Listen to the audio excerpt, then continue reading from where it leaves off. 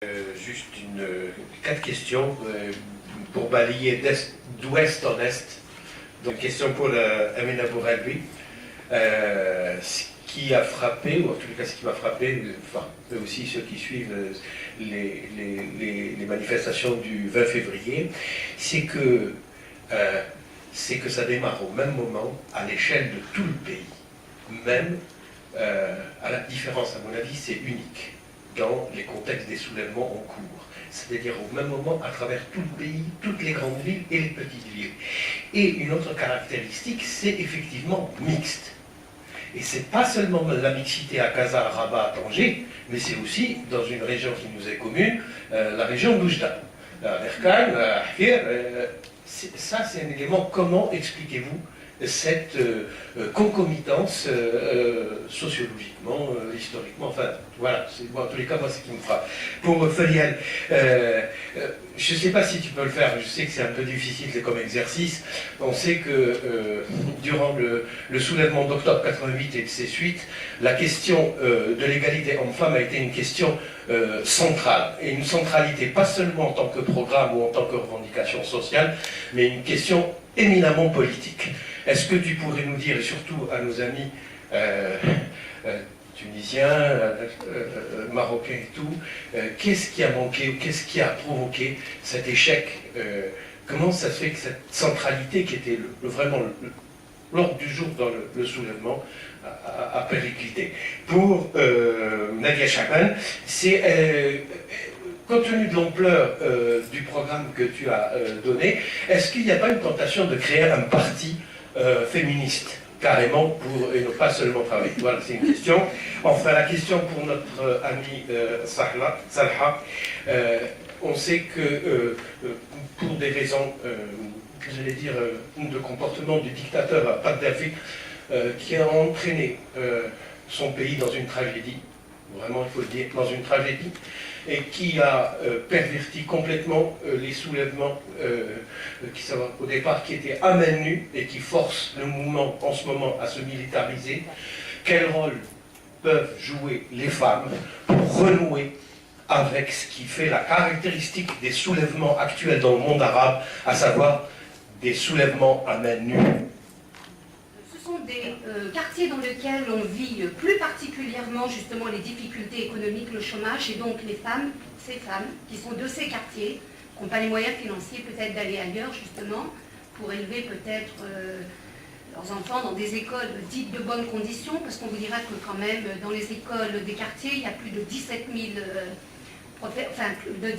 professeurs qui sont non recrutés cette année, des écoles qui ferment. Donc les conditions ne sont pas réunies non plus pour donner à ces femmes dans l'immigration les conditions de s'instruire et de parvenir donc à une situation économique qui leur permette justement d'être dignes dans ce pays et de vivre leur statut de femme pleinement comme le conçoit justement les textes en France. Alors je dirais que il y a une dépolitisation qui se fait au niveau des banlieues, que le féminisme, il est dans certains, malheureusement, les luttes des femmes dans l'immigration, elles sont dans certains milieux, mais en banlieue, il y a une dépolitisation la plus totale. Les femmes abandonnent, on est plus dans le rejet, dans le repli, et je dirais pas que dans les banlieues aussi, on risque d'avoir des choses qui sont très difficiles, mais à mon avis, il faut aussi le concevoir, parce que je pense qu'il n'y a pas que dans le monde arabe où il y a des difficultés, où il y a des problèmes qui sont liés aux femmes.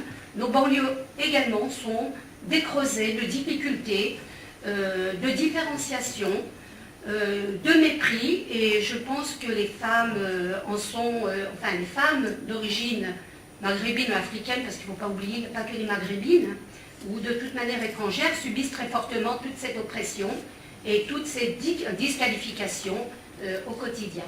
Je vous remercie. Journaliste algérien et cofondateur du groupe ICEP pour la liberté d'expression en Algérie.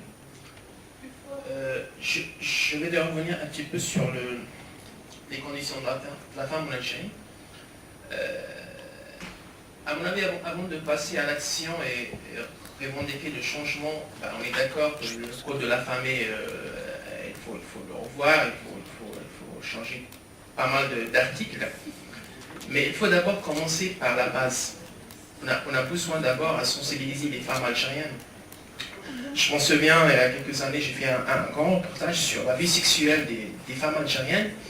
Et il y a encore en Algérie une pratique archaïque qui existe encore, qui s'appelle les crimes d'honneur en Algérie. Il suffit qu'une femme qui a perdu sa virginité, qu'elle soit tuée par sa famille.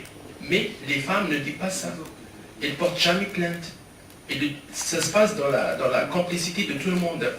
Ce qui se passait en 2001, par exemple, à Hassim Messoud en Algérie, dans le sud algérien, ça se passe tous les ans.